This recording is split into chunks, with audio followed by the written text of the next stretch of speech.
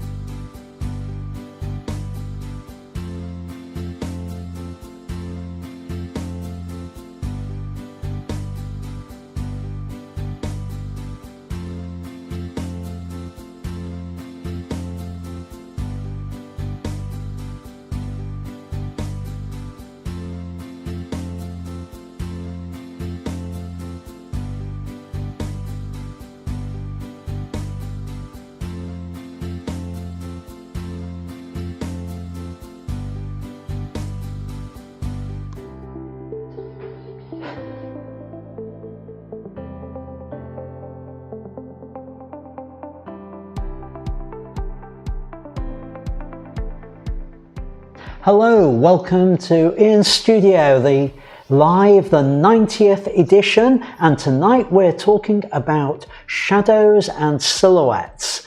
Welcome everyone. If I haven't had the chance to say hello to you, or if you get the chance to say hello in the live chat, I'll respond. There's a few names I haven't greeted on there. Hi Peter, hi Bob, hi Richard.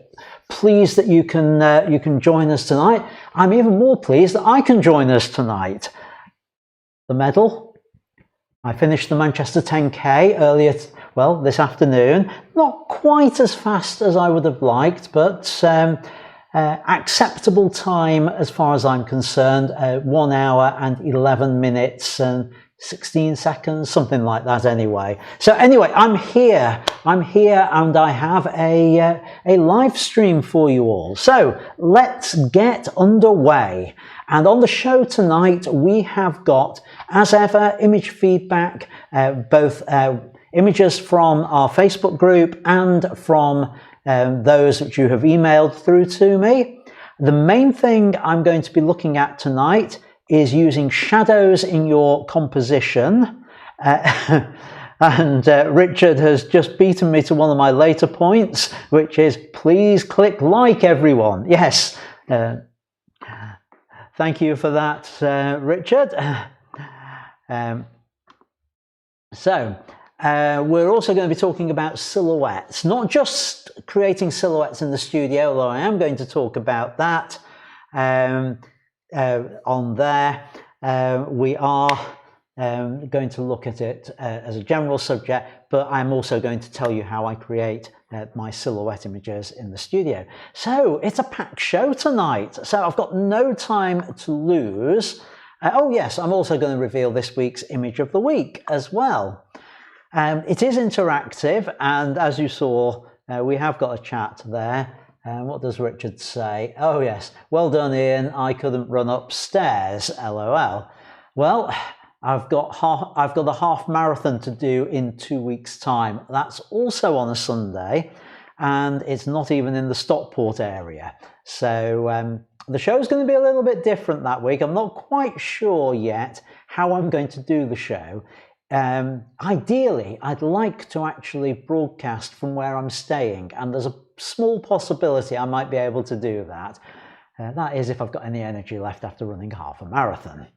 Right, anyway, sorry, we digress, but we were talking about interactive, and the point about the interactive is you can ask questions, you can make comments in the live chat, and it doesn't have to be just questions, it doesn't have to be just things. You can chat amongst yourselves as well. It's great to have you all with me tonight.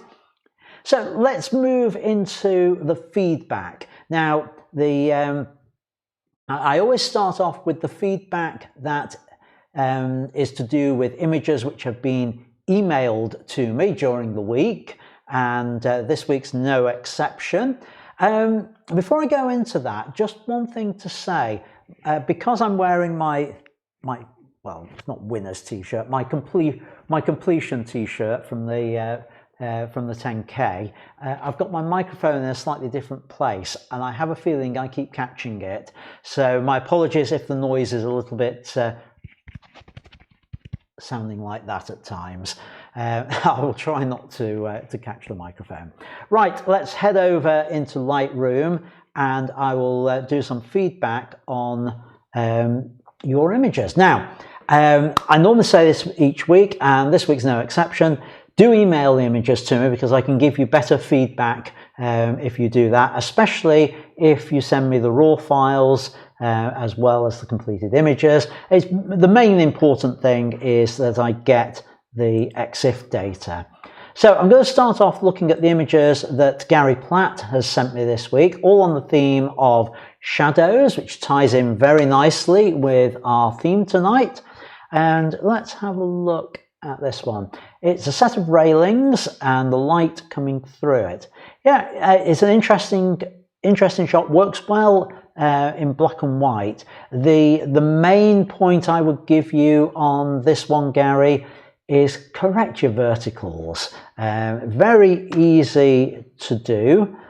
we just go down to the transform if you're using Lightroom, and I know you do, guided, and I'm just going to say that should be vertical, and that should be vertical, and then with a little bit of cropping on here, we have that. I'd be tempted just to maybe lose a little bit just because of the aspect ratio change, and we have something like that. And I think that works better for just correcting that. Now, I think I may have lost a little bit up at the top there. Have I? Or oh, it was already lost, so up at the top. So yeah, that's my only suggestion on there. Good black and white conversion, well done. As a Venice one, I would say it's more silhouette than shadow on there, because you've generated a silhouette of the person on there, and I think that works nicely. The only thing I would say is my eye is getting drawn to the other things in here, so I've not tried this before, but let's just see if a tight crop on this, and yes, I know I'm cropping into the umbrella, I think that might just work with this, and I'm just going to bring that up a fraction and then in. How does that look?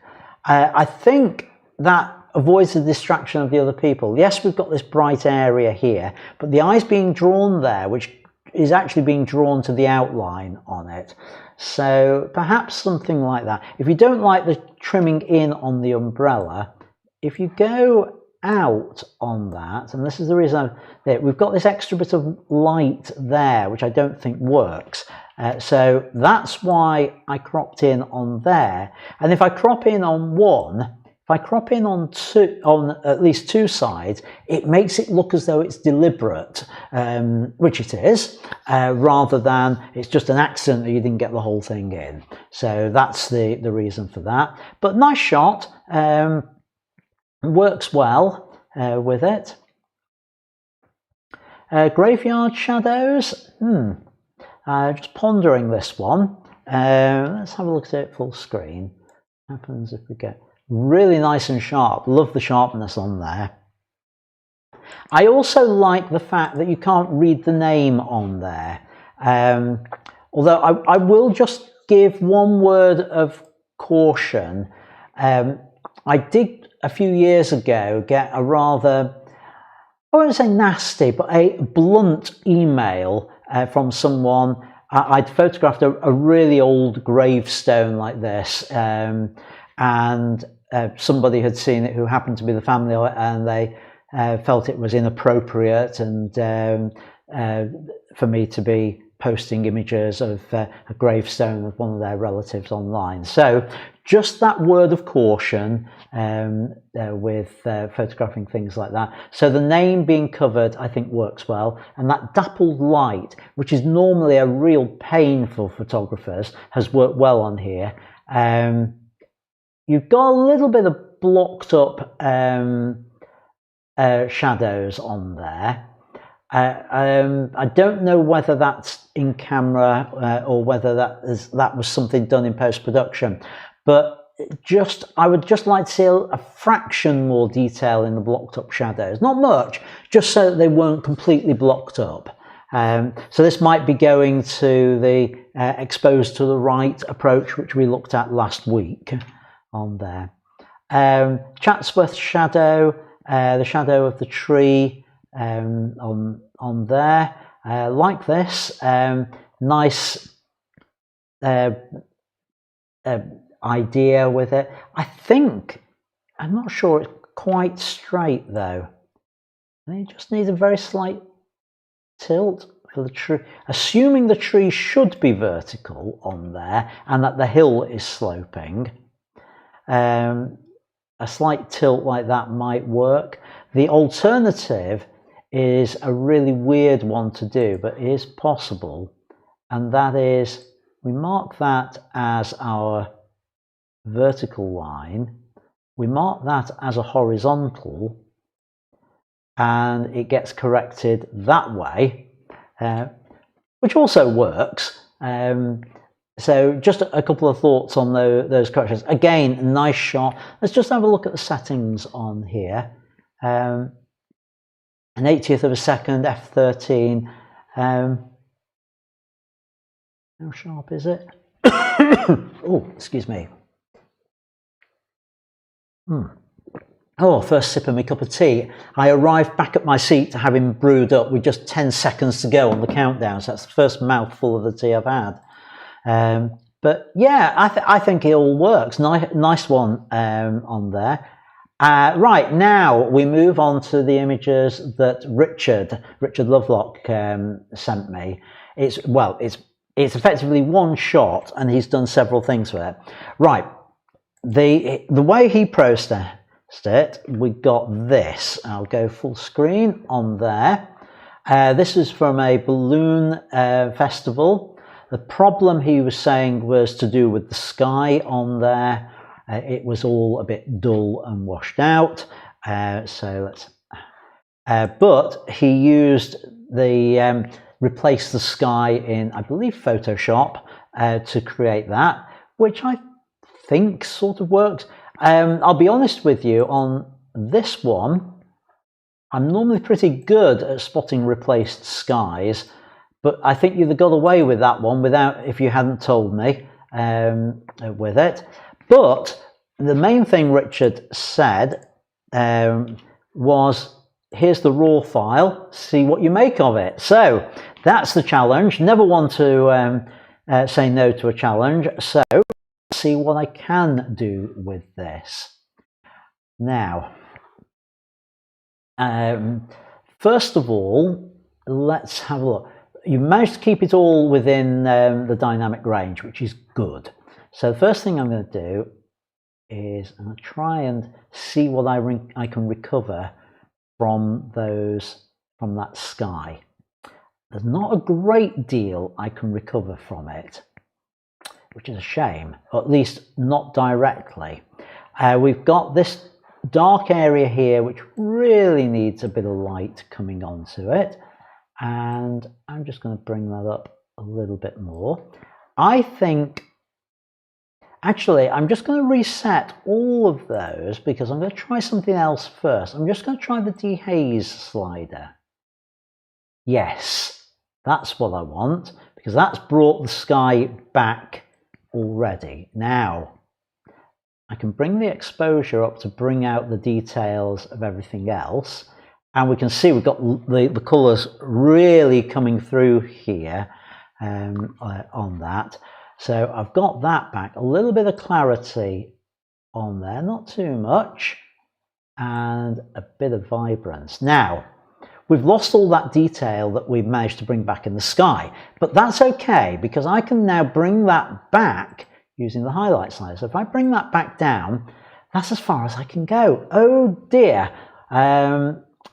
Actually, it's not the end of the story, because what we do is we use a graduated filter, which is the M key, to bring that up. And I'm just going to reset everything.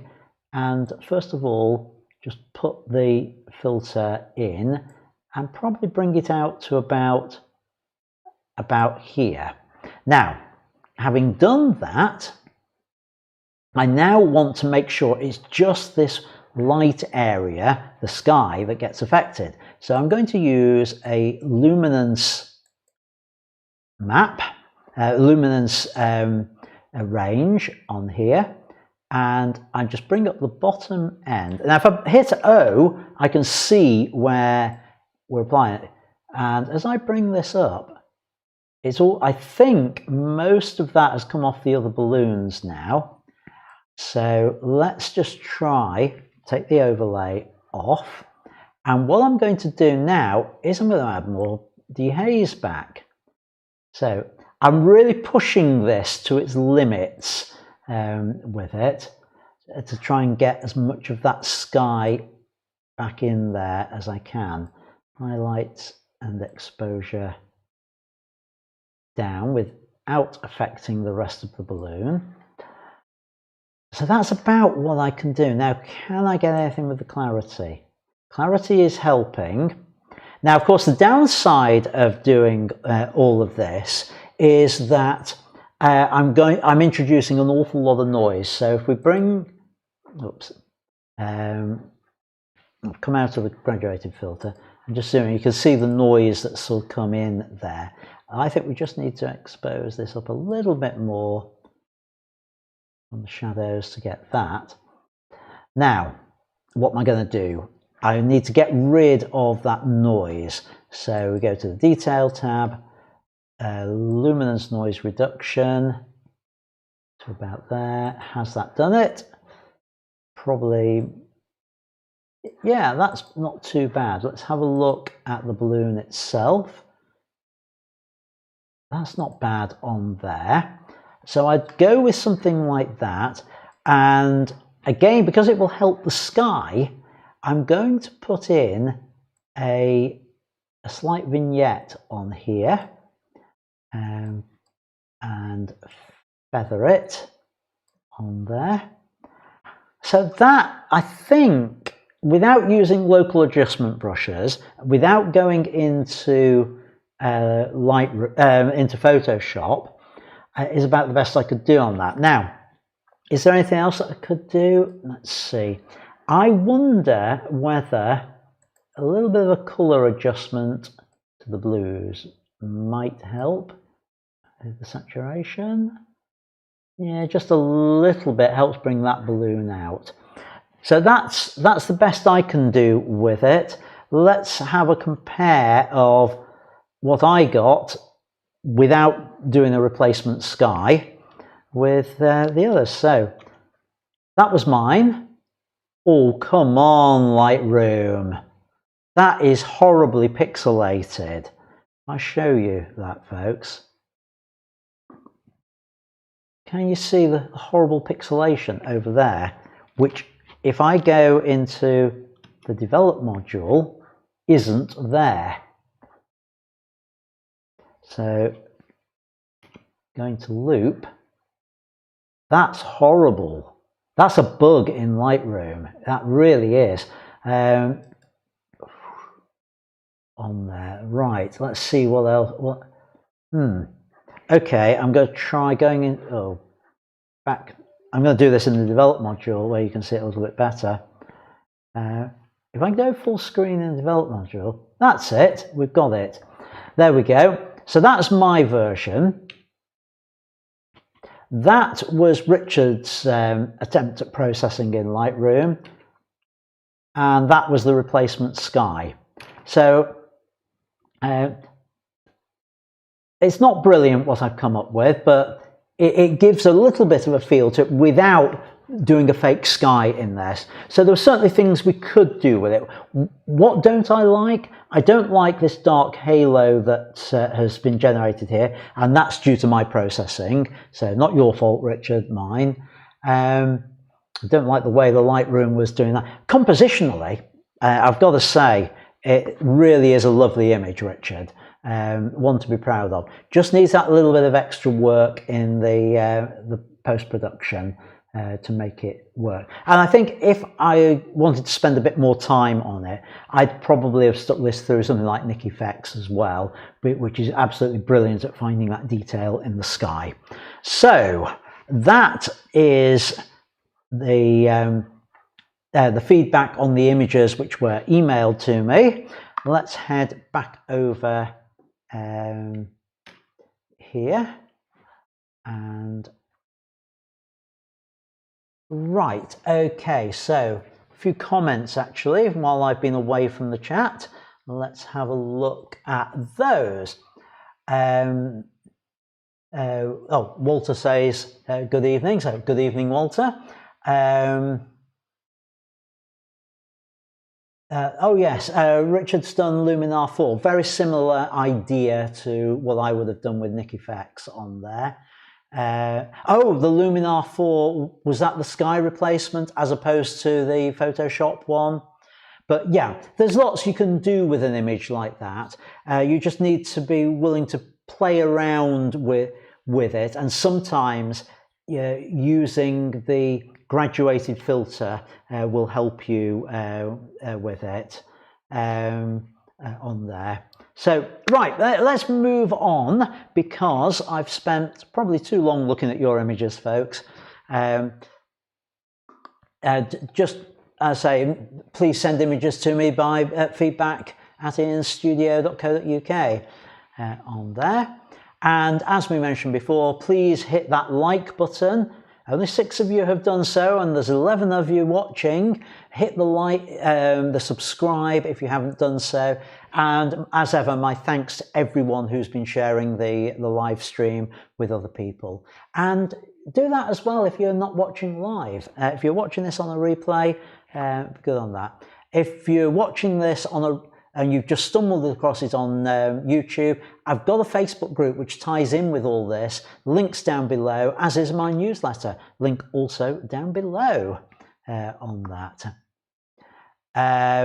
Right, so let's talk about shadows. Now, this is mainly a series of images to inspire you and a few tips. So try and encourage you to go out and think about using shadows. And these are just some of my thoughts about it. We're all familiar as photographers about the golden hour, where we get that perfect golden light where it makes everything look wonderful. And then there's the blue hour, that magic 20 minutes or so, 20 minutes after sunset, where you can get these lovely nighttime shots. And that's wonderful lighting to work on, excuse me. And quite often photographers will shy away from midday sun, but there are a lot of opportunities in the midday sun that it can offer to you as a photographer to be able to create some really interesting images. It was Noel Coward who used to say, "Mad dogs and Englishmen go out in the midday sun," or rather he sang it. I think some photographers think the same as well. Well, mad dogs and photographers go out, mad photographers and Englishmen go out in the midday sun. But midday gives this harsh light, which gives sharp shadows and interesting shadows. Yes, a little bit later or a little bit earlier will give you longer shadows, but there's a lot to be said for those midday shadows and the sharpness that you get from them. Now, it might not be good for portraits, that kind of light, but if you look for objects with interesting shapes or outlines, you can create some really interesting shadow images. How about this? This is a cherry picker in Montreal, which I photographed almost exactly 6 years ago today. And the shadow of it was just falling on a building. And I just thought that was quite an interesting way of photographing something like that. I like the outline that it cast on there. And the thing about shadows is they reveal the shape of the object, sometimes even better than actually seeing the object itself. They can also, well, the first way they reveal the shape is they show the depth of it, and it's only the shadows that really show it up. Take a look at this. It's an Egyptian carving. I photographed it at Hatshepsut Temple on the West Bank of Luxor. And it has a real 3D look to it, especially if the rest of the light in the room is top left. This has this depth to it, and that's purely because of the shadows. Now, this was a little bit earlier in the day, but in Egypt, the sun gets high quickly. This was probably about, I don't know, about 9:30, 10 o'clock in the morning, something like that, I think. It was that sort of period of time. But it reveals the depth of it because of the direction of the sun on there and those shadows that show up. It gives it that, yeah, as I say, the real 3D effect. And the way the shadows are cast on surfaces can also reveal the shape of an object. And as I say, sometimes much better than the actual object it can itself. Here's an example image which shows that. These are in Sidi Bou Said in Tunisia, and they've got these wonderful shaped protection for the shutters that they have there, these wrought iron things. And it's if the shadow wasn't there, that'd be really difficult to try and see the detail of it. But looking at the shadow, we've got that detail in there. The image itself just needed that extra point of interest. So we've got this figure walking through. I just waited for a few minutes for somebody to walk by, and I deliberately put him between the two windows. I waited to that point. He's checking his phone, and it just works as far as I'm concerned on the image. Again, this is just shadows showing up and adding an extra dimension. I don't think this image would be half as interesting without the shadows. It'd be a fairly mundane shot. But converting it to black and white and the shadows leading you into the person sitting at the end does make this image work. And then this in Havana in Cuba. I'd seen this lamp on the wall, and I saw that there was going to be the shadow. Now, when I first saw it, the shadow wasn't in the right place. And the people I was with, I was on a bit of a walking tour. We had a guide with us for the day. And I said, look at that lamp. In about a quarter of an hour's time, there's a really good image to be had there. And as fortune would have it, we went into a church and came back out. And by that stage, the shadow had moved. And I got this shot. And you can see how we can see the detail in some ways so much better in the shadow than we can in the lamp itself. And even if I'd moved around to the side to photograph the lamp, I'd have a cluttered background then. So this gives a better way of displaying and showing that detail. Here in Monastir, again in Tunisia, sort of midday-ish, we've got this repetition of shadows along this archway at the mausoleum there, and again, imagine this shot without the shadows in there. I don't think it would work half as well as it does with it. Now, sometimes we get an interaction where the shadow interacts with the object itself and creates a really interesting abstract image. Now, this doesn't happen very often, but when you do see it and when you do get it, it really does work. Here, this is in Syria, it was a church. I just looked down and saw these shadows from the railings falling across the steps, and I was really taken with the abstract nature of this particular scene, and it's one of my sort of favourite shots. Now, I've just got a question coming in, which I think this is a good point to actually take it, and the question comes from Richard. Do you focus on the shadow or on the subject? And it depends. If the shadow itself is the main feature, so the lamp on the wall in Havana, that was focused on the shadow. The jetty with the person at the end and the shadow leading towards them, that was focused on the person. So it very much depends on the composition as to which I would choose. And some of you may have heard me talk about the three guidelines for photography: subject, focus, simplify. Those of you who've been on the cruise with me will definitely have heard that. And it comes back to that first question: what's my subject? If my subject is the shadow, I focus on the shadow.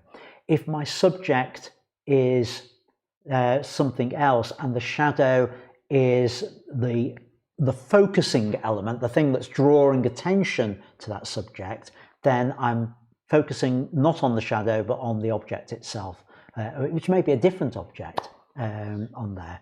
Hope that answers the question for you, Richard. So Another use of shadows, despite the fact that you might see me on a number of photos, and those of you who follow me on Facebook, actually, incidentally, if you don't follow me on Facebook, why? No, seriously, I am happy to accept friend requests from anyone in the photography group. So if you aren't a friend on Facebook and you're a member of the Facebook group, then do hit me up with a friend request and I will accept it, I promise. Those of you who follow me on Facebook will know very occasionally I will do a selfie. I did one today for the 10K. I just had to do one at the start of it. It's back. That to me is a sign of things starting to return to normal again. That and theatre. And the theatre's back. Got a part in December. I'm at Chad's. Anyway. I'll no doubt talk about Gaslight and playing the part of Ruff, the detective, at some other time. But yeah, sometimes I'll do a selfie. But I don't particularly like being on camera. I don't think most of the time I create a good image when I'm on camera. So one of the solutions is to do shadow selfies. And it's a really good way of doing it for people who are perhaps a little bit camera shy. So here's one. This was, I want to call the island Lobos. I think it's Lobos in the Canary Islands, which is connected to Fuerteventura, if I remember rightly. It's a volcano anyway. Another shadow selfie. Now, one thing to note on this, whereas on that one, you can see I've got my hands up holding the camera. Where's the camera on that one? Well, what I did with it was I think I used the back of the camera so that I could keep the camera within the body of me. So it wasn't part of the camera itself, wasn't part of the selfie on there. Right, just a couple of ideas for those of you who shoot in the studio to do with shadows. You can get Gobos. Now, Gobos stands for goes between, is where the name comes from. It's a theatrical term, actually, on there, that and a light modifier that allows you to focus the light and cast a really sharp shadow. But you don't have to do it like that. My favourite way is to use a speed light and a Venetian blind. Now, why a speed light? Because it's closest to a point source. If I'd used a softbox, fairly obviously, you get a much softer, you wouldn't get a harsh shadow with it. And even a gridded light that's about that size, it makes the shadow from the Venetian blind a little less distinct. So I prefer to use a speed light, and you can get something like that. You can cast that kind of shadow on your subject as though they're near a window and the light's coming through onto them.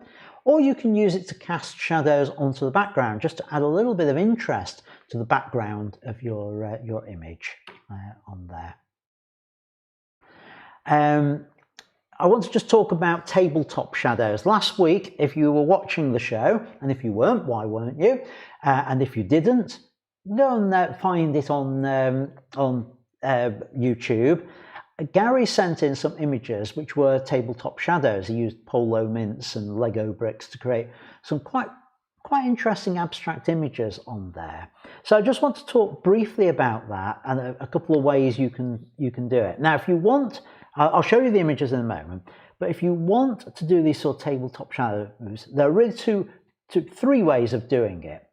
The easiest way, if you have it, is to use radio trigger that will fire the light remotely, because the chances are you don't want the flash coming from the direction of the camera. You want it off axis to create the shadows in a different direction. You could use a long TTL lead. Now, those are great because you just connect one end onto the camera, another end onto the your speed light, move the speed light where you want, and the camera works out the exposure for you.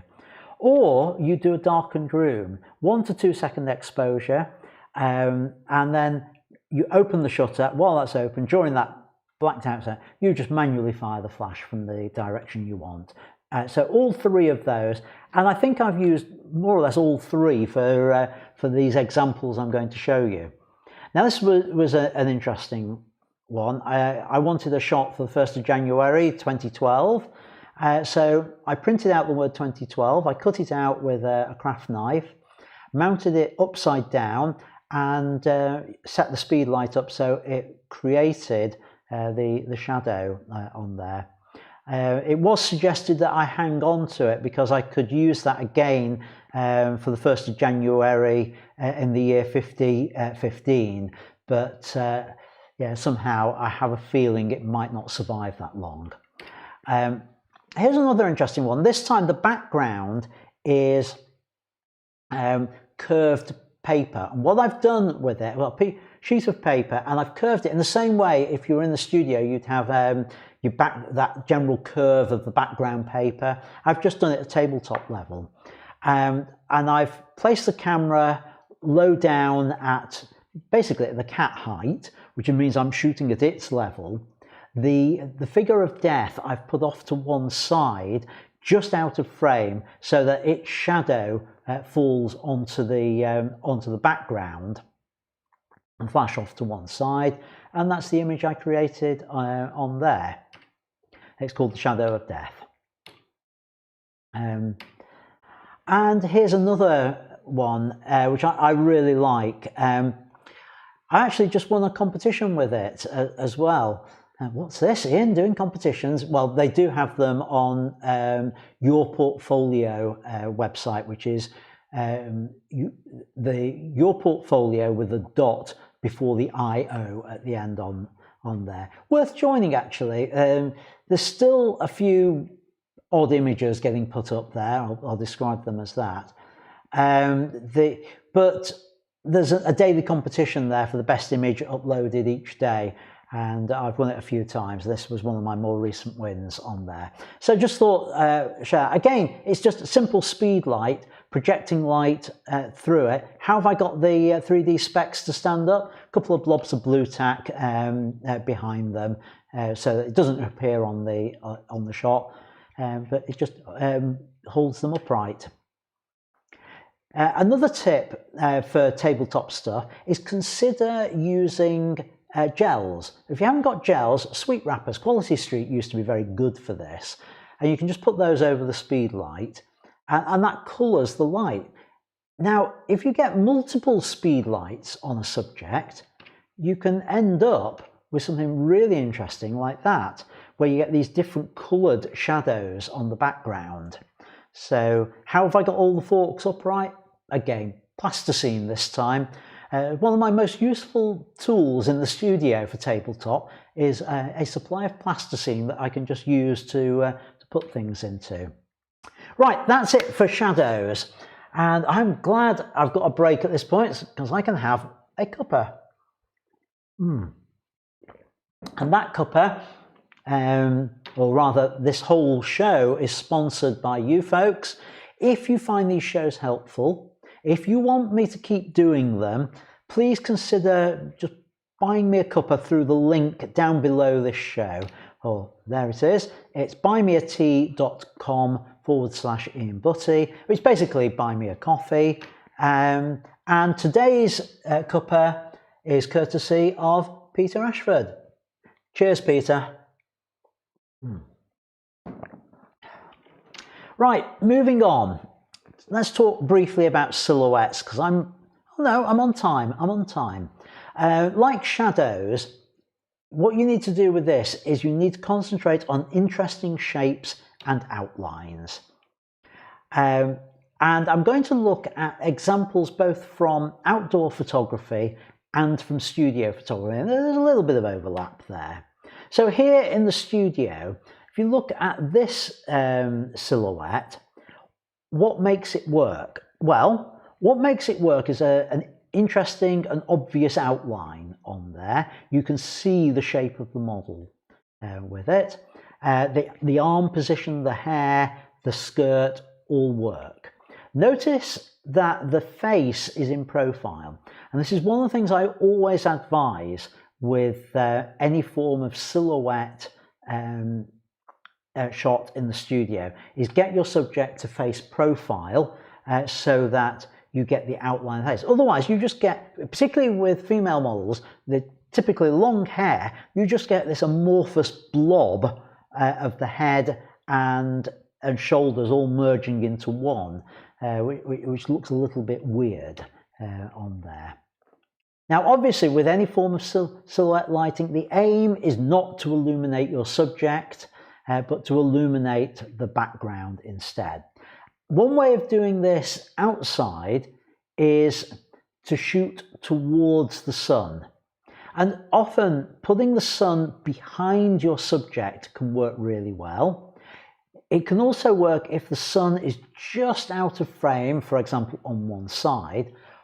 Or, talking about having it out of frame, how about the ultimate out of frame, which is round sunset, where the sun's just gone over the horizon and the horizon's keeping it out of frame. So let's look at some images which achieve this.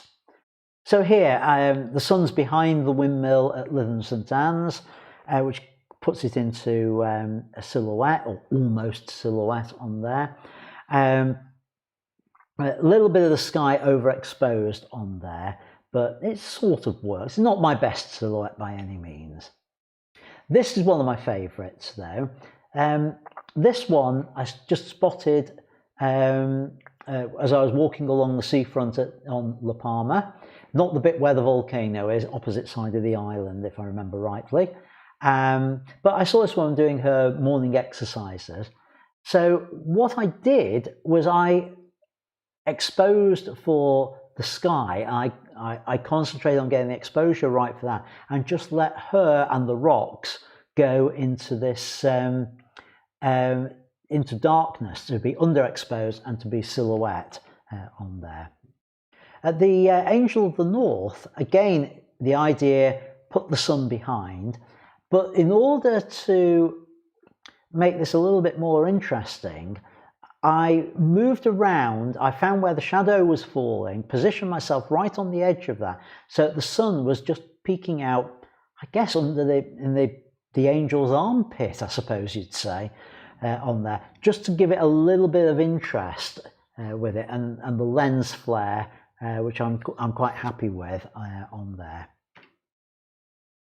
Fountains. This one's in Manchester. You can't get to it at the moment, as I found out earlier today. But fountains always look best with the light coming from behind and coming through the water. So I've got the silhouette, but because the water in the fountain is catching the light, that highlights that, and it gives that little bit of interest within the silhouette of the water just flowing. And of course sunsets. Anyone who follows me on YouTube, on Facebook will recognize this image. It's my standard avatar image, and that was in Sisi in Crete, and that's more or less straight out of camera actually. I've just boosted the colours slightly on there, camera on self timer, and I ran up the hill in the 10 seconds. Good training for 10Ks actually, to get the shot. So how do we expose for a silhouette? Well, you could argue that good exposure for a silhouette is all about getting the exposure wrong. In other words, you don't expose for your subject, you expose for the background. You get the background correctly illuminated. And if necessary, use exposure compensation just to darken things down a little bit, so that your subject goes black on there. You can do a bit of that darkening in post-production, but I always think the results look better if it's been done in camera rather than in post-production on there. So that's one done in camera. How did I get the exposure on that? Well, it's a bonfire night. I just put my camera in manual mode and got the exposure, so the little caret marker was in the middle for the flames, just filled the frame with the flames and got a shot on that. and locked my exposure in from that. Once I knew that I got the exposure right for the flames, all I had to do was walk around and look for an interesting figure, an interesting subject to photograph. And I was fortunate enough to find these two police officers. And yes, they are both police officers. I know it looks like a fireman, but he had one of the traditional coppers helmets on. What about in the studio? Well, for the studio photographers, I use two techniques.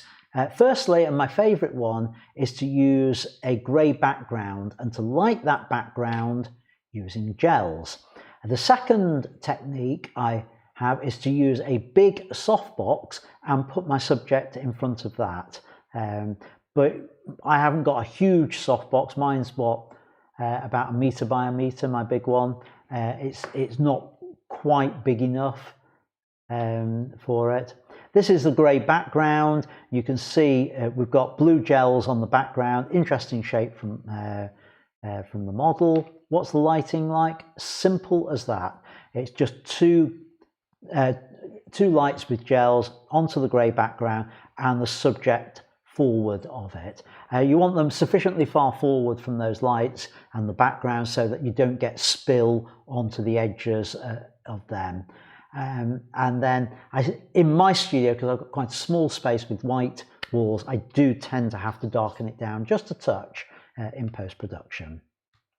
Again, here, this was in front of the softbox. You can see a little bit of the light spilling onto the edge round here and round here, but generally that works, and that's just big softbox, somebody standing in front of it. Simple as that. There on there. So let's have a look at the chat, and I can see from the chat there's nothing new in there from the last time I looked. So I'm going to move straight over and do the feedback on the images which came from the Facebook group. So back over to Facebook. Hey, I might actually finish within the hour on here. So I've got this shot from John Barton, which is Manchester. I'm trying to work out whether it's a bit of Manchester where I was running today. Don't think it was. And it was just a little bit further away from where I was looking at that scene. Another one of your drone shots, John. It's a little bit noisy for my liking, I'm afraid. It's nice light. I'm struggling to think what the individual subject is for it. My eyes moving around over lots of different things. On there, and my eye keeps getting drawn to this bright spot up here, which is, if this is the subject, my eye's been drawn up there with it. So I've seen better from you. It's not terrible, just not one of your best, I'm afraid. Right, silhouettes, and these are from Walter, I believe. I've got a set of 3 of them. Done in studio. Not sure what technique Walter has used on here. I do think it looks as though he's done a lot of pushing and pulling of the exposure in post-production on this to make it true black and white. I don't think you always need them to be true black and white for these sort of silhouettes. Couple of things to watch with this is, first of all, you've clipped an elbow here, which I don't think works. Just watch some of this outline. I would have directed the subject. Now I'm not sure I can show this, but I would have got the subject to pull the hat a little bit further forward so that the chin wasn't sort of hidden by the arm on there. So just think a little bit more about how you direct your subject with that. And similarly with the hand here, I'd try and find a different pose so it wasn't just we've got this little triangle there, but without it, it does look a little bit odd, and I'd have been trying to get slightly different pose out of that hand with it, just perhaps be able to see the fingers a little bit better. Just worth experimenting with that. Again, we've lost the face of the subject here. I like the idea of it with the camera, but what I would have done is I'd have got the subject just to move the camera forward, almost as though you've caught them in the action of bringing the camera down. So you've got the outline of their face rather than this.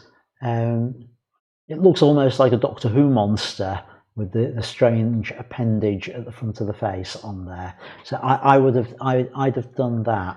I would also have probably directed them to stand with one of the legs further back, so you've got light between the two legs on there with it. But it's a nice outline. It is a little bit of a nitpick on that one, Walter. I hope that helps.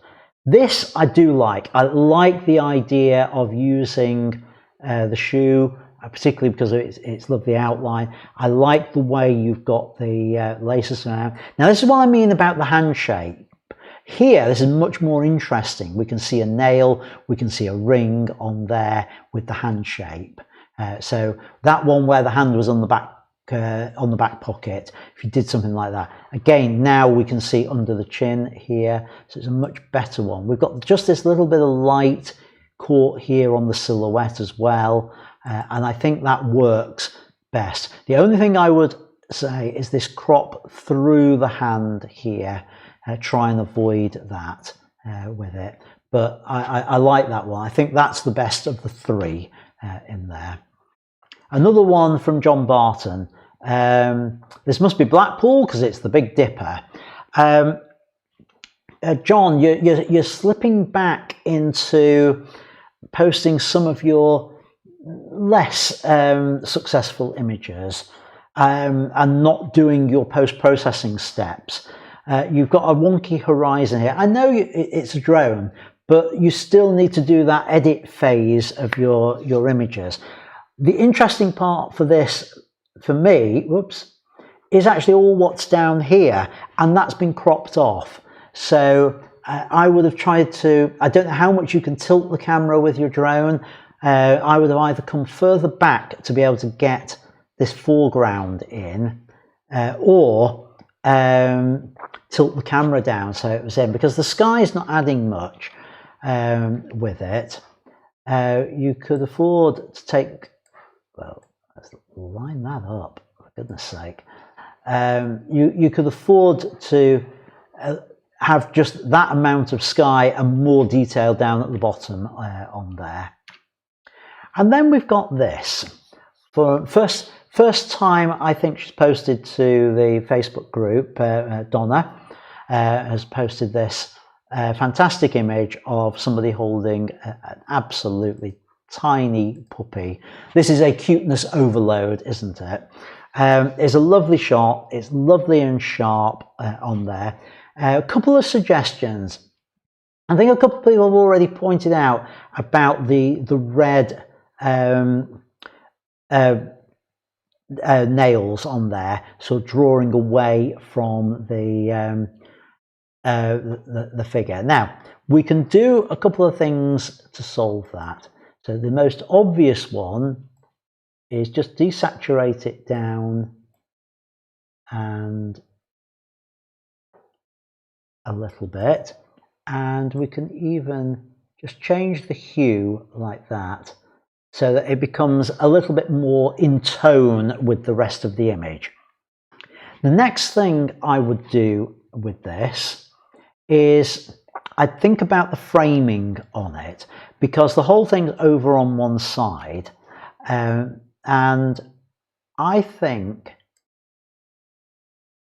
whilst I like the idea of a little bit of negative space on there, maybe go for something like that where the eye, the closed eye, is on the 1/3 line, something like that. Maybe if you like the panorama type view, you can stretch it out to something like that, so there is some negative space.